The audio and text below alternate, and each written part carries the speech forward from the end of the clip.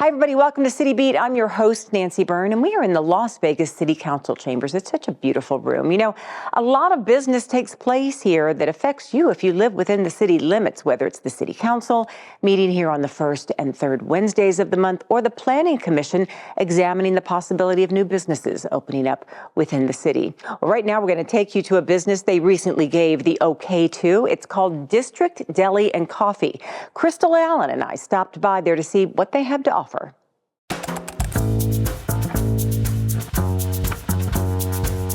Hey everybody, Crystal Allen here, and I'm Nancy Byrne, and we are with Jason Martin. That's right, a District Deli and Coffee right here off Utah and May. Hey, one of our newer businesses that's opened up, right? You know what, this is amazing because it is a new business. You've got some new, off-the-wall kind of selections, but you also have some old favorites and sandwiches, pastries, that kind of thing. Tell us about it, Jason. We do. So our sandwich selection, we have our classic sandwiches that, I mean, everybody knows a pastrami, everybody knows a turkey sandwich. We have a really good Italian, but we also use our manzu for our specialty breads, for specialty sandwiches such as the steakhouse you've got in front of you, and also a chicken cutlet and roasted veggie. Just literally good offer. For this table, what are we working with here? So in front we've got our breakfast croissant, which has turkey, cress, cheese, and egg with a little bit of aioli. Really nice and light. And then we have our steakhouse, which is great. It's got horseradish, it's got bitter greens, some arugula on there. It's just absolutely awesome. And then our Italian and our turkey sandwiches are actually our two best sellers. Wow. Very approachable, and you know, everybody knows the turkey sandwich, everybody knows the Italian, and if you do it right, people keep coming back. You want something hot? You've got specialty coffees. You want something full? You got smoothies. You make your own puree here. Yeah, we just use fresh fruit, so it makes a big difference as opposed to using something out of a box or can. We just actually use fruit and blend the fruit itself. It doesn't get much better than that when you make it in-house, right? Absolutely. So, you know, what made you, come up with the idea, hey, we need something like this here in this area? So I worked down in the park. Well, I worked down in the Arts District for about almost 3 years, just down the street at Abel Baker, and we always it was something we knew wasn't down here.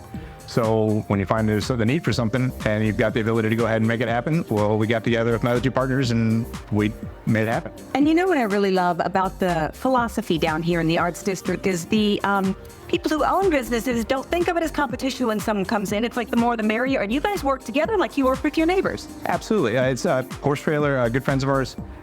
We utilize their dining space because we only have so many square feet inside. But when we fill up, they're more than happy to go ahead and accommodate our overflow, and we send people their way and they send people our way. It works out really well. Very nice. Hey, when one succeeds, you all succeed, exactly. Right? I love that motto. And also, you've kind of taken them into some of the programs that the city offers, right? We did. So the VIP program, the visual improvement program, we were able to utilize that for our awning out front here. It's been about a month we've actually added in, and this gives us a wider space for a smaller dining room, and in the cooler months we can sit outside and we've got outdoor seating. This kind of frames it in. Just a nice inviting space. I love it. It's coming handy today too. It's actually almost bearable out here. Right. Almost, right. So we got to talk about hours of operation. So we're at 8 to 8, 7 days a week. Okay. And again, our entire menu is available all day because we like to cater to the locals and the shift workers as well. So all the bartenders and anybody, or just dealers or anybody working anywhere down at Fremont or down here, their day doesn't necessarily start at 9 to 5. So a lot of the other places will close earlier. Well, we decided we could just stay open later and kind of service that industry too. So because inherently we are all service industry as well. So Exactly. So it's any kind of meal from breakfast to lunch to dinner all day long, 7 days a week, 8 to 8, easy to remember. Exactly. Our District Deli and Coffee is the place. Thank you, Jason. Appreciate it. Thanks for coming by. Once again, they are located at 1504 South Main Street, and they are open from 8 to 8, and the food is delicious. Let's stay on this business theme a little bit longer. You know, it's becoming a very rare gem, and that is independently owned bookstores. But there is a bookstore in the historic West Side that is really making a name for itself. Crystal Allen took a look to find out how they are making an effort to reach out to local authors. For local authors, hearing our voices, being seen is so important. it's a space for support.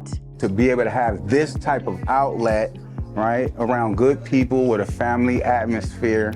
This is the Authors Social Fun Affair, a quarterly event at the Multicultural Bookstore, located near Revere and Lakely Boulevard in the historic West Side community.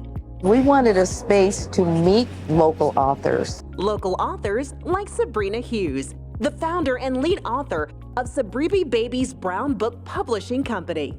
My mission is to share that all shades of brown are beautiful and to implement my representation to your readers, empowering them as they turn each page.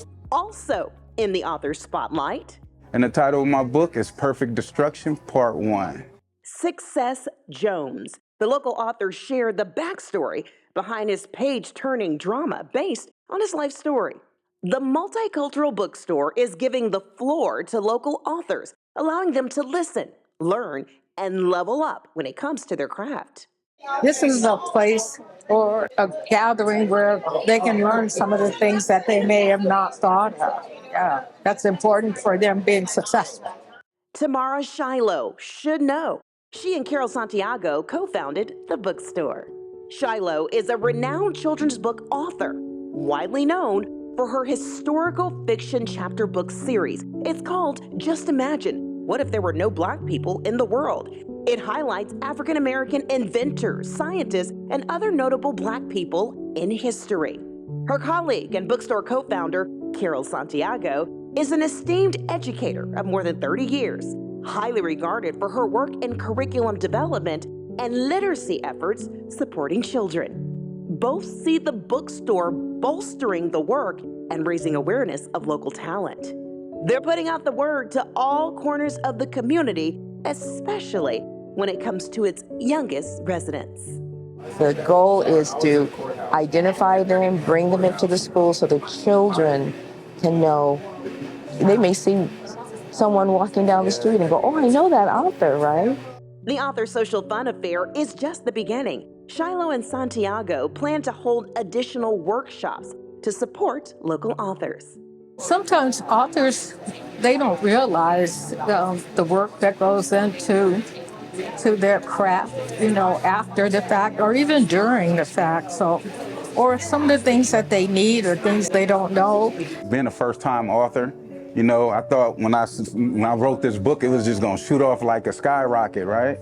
But then I had like 2 or 3 sales. I was heartbroken. But Success Jones will not be deterred. He continues to seek out resources, platforms, and supportive circles like the Multicultural Bookstore. Local author Sabrina Hughes can attest to that support and hard work. I've had the pleasure to sell out in this bookstore, showing that there is a need for voices and representation. And it just brings me joy that my mission is actually fruitful. Helping local authors to fulfill their purpose. Just one chapter in a long and lasting memoir the Multicultural Bookstore is writing with the community. Well, our Crystal Allen is going to return to that bookstore in the fall for what they call Conversations and Coffee. So you can look for that story on a future episode of City Beat. We're going to stay on the business theme and go to another business that's in downtown Las Vegas that has a message behind its merchandise. Our local shopper, apparently, and producer Crystal Allen takes us inside that shop as well. Once an old motel, Ferguson's downtown is now home to more than a dozen local shops. Tofu Teas is one of them. It's a lot of things that I like. It's an eclectic mix of handmade jewelry, books, and collectibles, among other items. But take a closer look, and you'll see why this shop stands out. This was the t-shirt I started with. This was the design. The tees, hats, even bags. Give people something to think about. And so does the store's owner, 16-year-old Kume Norwood. Yeah, it's been really fun. A lot of people are like, how do you run a store and go to school? Are you homeschooled? The teen attends Las Vegas Academy of the Arts every day, then heads to the store. The young entrepreneur says it's all possible with family support from mom, Tiari, and dad, Devin. Whenever she's in school, we're here. We've seen her journey from 7, 8 years old to now. I mean, we're proud of her. Kume's journey to artistry and activism started with a message she wrote and designed in a notebook. This was like my 6-year-old handwriting. Sparking conversation through creativity, Kume took her tees and other personally designed items to pop-ups and market in the alley. She was just 8 years old. At the age of 12, she landed her first brick and mortar shop inside Ferguson's downtown. And what she's built, and it's remarkable. Kume credits her parents with helping her discover the message behind her merchandise. Like ever since I was little, my parents have made it like a thing to just tell me what's going on in the world. So that was one of the designs that I made around pandemic time. Kume says she didn't want people to forget what they saw, talked about, and learned during that time, from George Floyd to the social unrest. Since then, she's continued to tap into the conscience of the community through rallies promoting social justice. It was a BLM protest, and I had like over 600 people show up. Through books encouraging conversations at home. So I decided to like have books in here that I think are important for like parents to be able to like talk with their kids about. So yeah, I think these are just important for kids to like be able to see. And through events, helping people to make their voices heard. I am going to be having a voter registration in the store as well. Her commitment to making an impact is always on display at her store. She even provides space in her shop for other local creators to sell their goods. At just 16 years old, Kume proves what's possible when you're rooted in purpose and driven to make a difference. Especially the kids that support me, because like parents will bring their kids in and they'll ask me to tell their kids like my story and everything and how I got started. And sometimes kids will be like, oh yeah, I wanted to start my own business, like making jewelry or whatever they wanted to do. And that just like really motivates me. Kume actually started in a much smaller space. The shop that you saw in that story is where she is now. She had to expand because she was doing so well. Not bad for a 16-year-old. We are going to take a quick break, and when we return, those of you who have been following us and me have been following my cancer journey. When we return, I want to share a story with you about finding kindness and compassion in an unexpected place. You want a great ride-share experience? Don't ride with us. But if you drive after drinking or consuming cannabis, this is the ride you're going to get.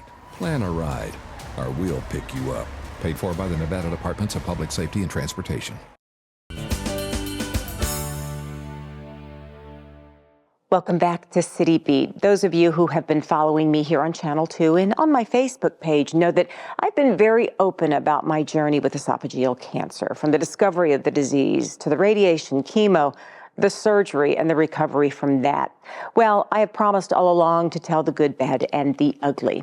I thought I had escaped the inevitable hair loss that so many people suffer from when they go through chemo. I finished my 6th and final chemo treatment, and everything was fine. But then suddenly, one morning, I was in the shower, and my hair came out in handfuls. Now, some people say it's just hair, but not when it's yours. And not for the vain reasons does it really matter. It's watching your hair fall on the floor of the shower, on the floor of the bathroom, and seeing yourself in the mirror. You know, it's just a constant reminder that there's a disease inside of you that has manifested itself in such a cruel way. I didn't know what to do, so I turned to a friend who owns a hair salon in downtown Las Vegas and one in Summerlin. And she's not just a friend, but she's a talented stylist. And I learned something from that phone call. You can find compassion in some of the most unexpected places. I stopped in my hair salon in downtown Las Vegas recently. Good to see you. How's your day? You are. But it wasn't for a haircut. It was to meet another client and friend of owner Stacy Linkletter. We had something in common, aside from our hairstylist. We are among the nearly 2 million people a year in this country, according to the National Health Service, diagnosed with some type of cancer. Mine is esophageal. Michelle Sklar's is breast cancer. Ready to go? You ready?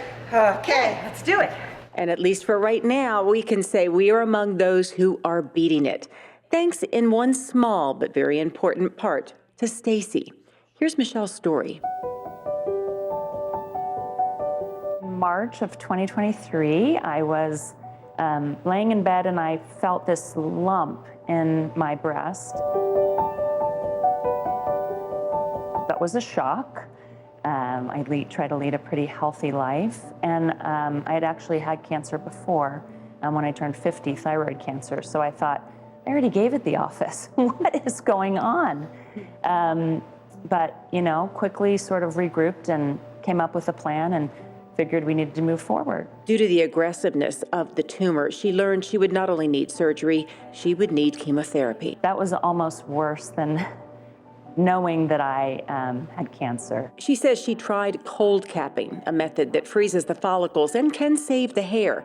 But after 3 chemo treatments, she was in the shower when, just like my experience, reality hit suddenly and shockingly. And literally, as I was shampooing my hair, just huge chunks, I don't even know how to describe this feeling to you, were coming out into my hands.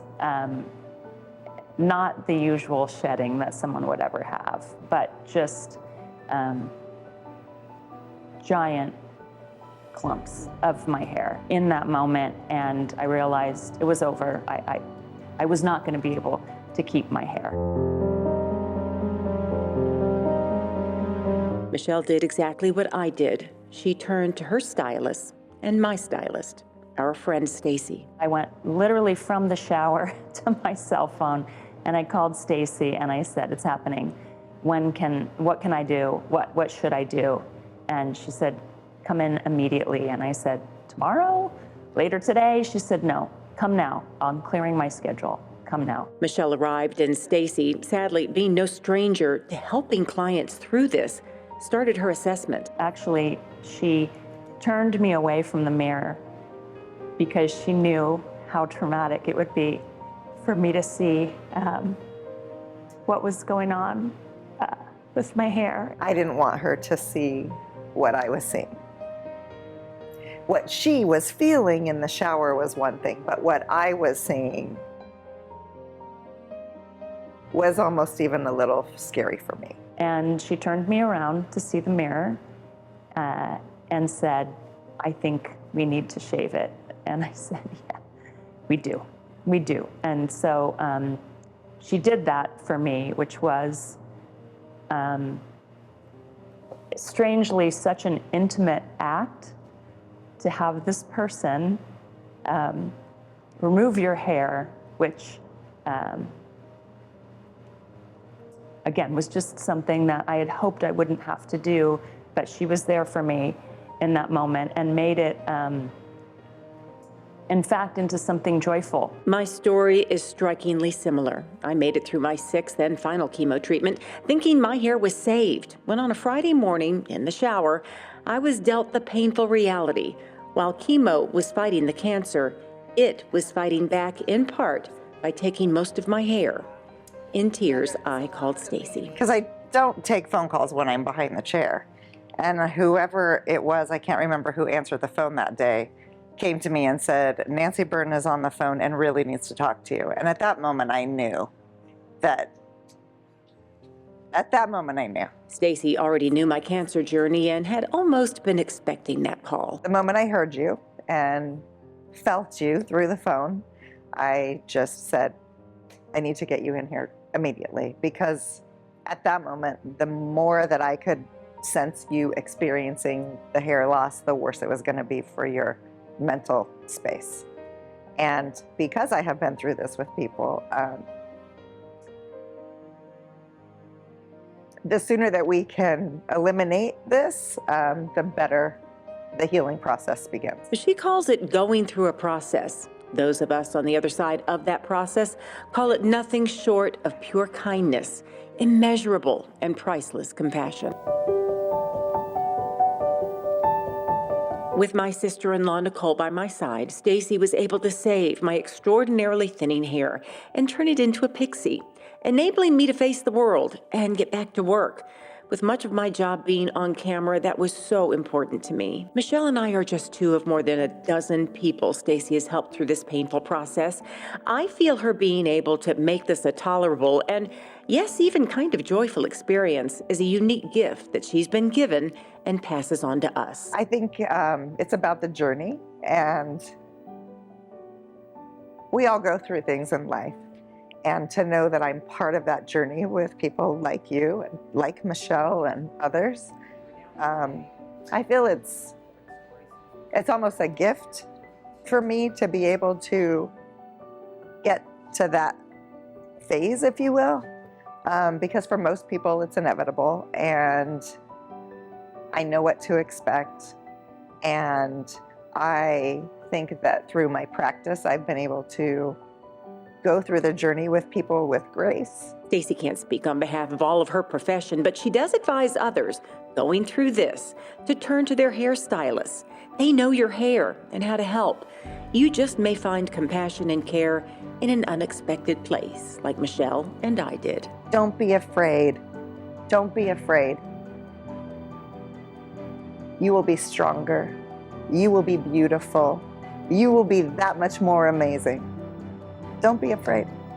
It's okay. Unfortunately, this isn't a rare and unusual thing to have any kind of cancer. It's the, number 2 leading cause of death in the United States. So it's just, open yourself up to the support and the love that is out there, and you'll get through it and maybe come out stronger on the other side.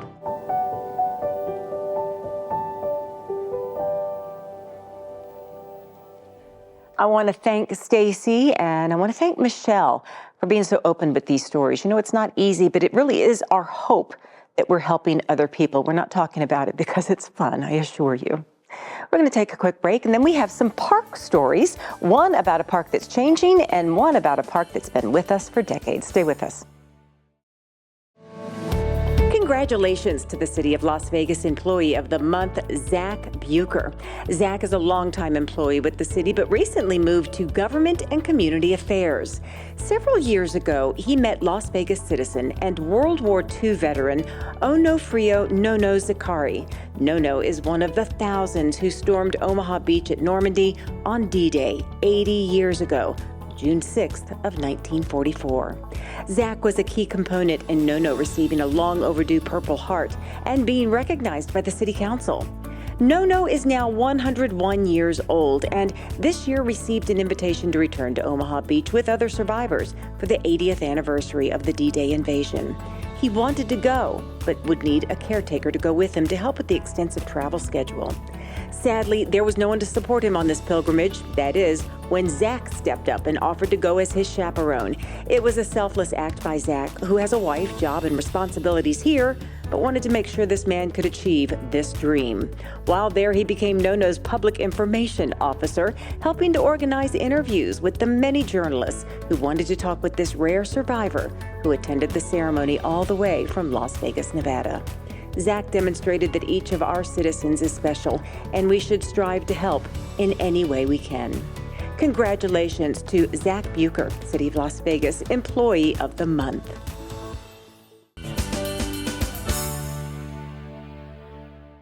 Welcome back to City Beat from the Las Vegas City Council chambers, where you may have seen a ceremonial recently here in our council chambers during the regular meeting announcing that the State Veterans Memorial Park will be closing down. It's on Washington Avenue in downtown Las Vegas, and it's filled with some beautiful bronze statues. So what's going to happen to those statues? Not to worry. They will be moved to another park in the northwest part of the city. There are 18 bronze statues in all, each representing the conflicts our country has endured over the generations, from the Revolutionary War to the global war on terrorism. In May of 2016, this gathering of larger-than-life sculptures was unveiled at the Grant Sawyer Building on Washington Avenue in downtown Las Vegas. But when it was announced the state purchased a new campus and would be selling the Grant Sawyer Building, the question arose, what will happen to these statues? First thing I thought of, what about those beautiful statues? So we reached out collectively to the State Department of Veterans Affairs and began a dialogue. And after an extended dialogue, they chose Ward 4 to have the new home of the statues. And I'm very proud, and we're going to be excellent stewards of that memorial. It's going to be remarkable and beautiful. During the August 21st ceremonials at the Las Vegas City Council meeting, Councilwoman Frances Allen Palensky announced the big move. The statues will temporarily be put in storage and kept safe until construction at Raptor Park in Ward 4 is completed, providing a new home for them. Councilwoman Polanski says Raptor Park, as it exists today, is the perfect setting for the memorial. It will be expanded, allowing for all the statues, along with the proper lighting. The park is already dedicated to military service. It's got several sub areas, Raptor Park and Viper lacrosse fields. So everything is already military themed. They're going to have nighttime access, and we're going to have uplighting from the ground. When people drive on Durango, right by the 215, which is a pretty heavily driven corridor, they'll be able to see it. Construction to expand the park begins in the fourth quarter of 2025, and the park is expected to be completed toward the end of 2026. A big thanks to all the veterans groups and to Councilwoman Frances Allen Polanski for making sure those statues can continue to be a resource for education and can continue to be treasured in our city. We'll keep you informed on when everything will be opening up. Let's move over to another park, Floyd Lamb Park at Tule Springs, also in the Northwest, one of our oldest parks, a park rich with history. We were lucky enough to catch up with Dr. Diane Seabrandt. She's our Historic Preservation Officer, and she's got the inside scoop and all of the stories about Floyd Lamb. It is sometimes a little scandalous, but all of them are very interesting. In Northwest Las Vegas, you'll find this 680-acre oasis, rich with tall shade trees, wildlife, lakes, and historic buildings. And if you're lucky enough to catch up with the right history buff, you'll find out this beautiful Floyd Lamb Park at Tule Springs is rich with fascinating stories of our city's past. We found that person in the City of Las Vegas Historic Preservation Officer, Dr. Diane Seabrandt. We met up with her at the park to talk about this land so rich in history. It was certainly used by the native population because there's our natural springs here, and that's what makes it so special. And it was also a stagecoach stop on the Bullfrog Mine route until it was like late 1800s, early 1900s. One of the oldest relics you'll find here is this adobe hut. Dr. Seabrandt says it was built when the park served as a small ranch in the early 1900s. It wasn't a dwelling to live in, but probably like a blacksmith shop or perhaps a storage spot. Another interesting building is what once served as the foreman's house back in the 1940s. There's 2 bedrooms in there, there's a living room, there's a kitchen, and it really wasn't ever used for guests. It was just the foreman and his family. It was refurbished in 2010 and turned into the visitor center. Aside from serving as a ranch, there is another, shall we say, slightly scandalous chapter in this park's history. It's a very interesting part of Las Vegas history that not many people are aware of. In the late 1940s, a divorce was not easy to get in our country, unless, of course, you came to Nevada, where our laws were more lenient. This ranch, as well as Lorenzi Park, were divorce ranches. It was mainly women, some men, but mainly women would want to get a divorce. They would come here, pay their 6-week fee. They would stay in the guest houses. They would ride the horses. They would go swimming. They would play on the tennis courts. They'd hang out with the cowboys at night. And then you were here 6 weeks. You could go file for your divorce and then go on back to your state or wherever you wanted to go. In 1964, the land was acquired by the City of Las Vegas and designated as a park. The state took over in 1977 and named it Floyd Lamb Park. The city took it over again in 2007 and renamed it Floyd Lamb Park at Tule Springs. But its historic integrity remains. Something else that remains and is a favorite, the famous peacocks. In the 1940s, when this property was purchased by a gentleman by the name of Prosper Gilman, he brought with him cattle, horses, plethora of birds, including peacocks. Peacocks are actually excellent watchdogs, and they will alert you when somebody comes onto your property. And so he brought the peacocks in here. Dr. Seabrandt says some of these beautiful birds are likely descendants of those early peacocks. So if this beautiful park, the wildlife, the lakes, the giant old shade trees, and refurbished buildings aren't enough to entice you to visit, maybe knowing its very rich history might lure you.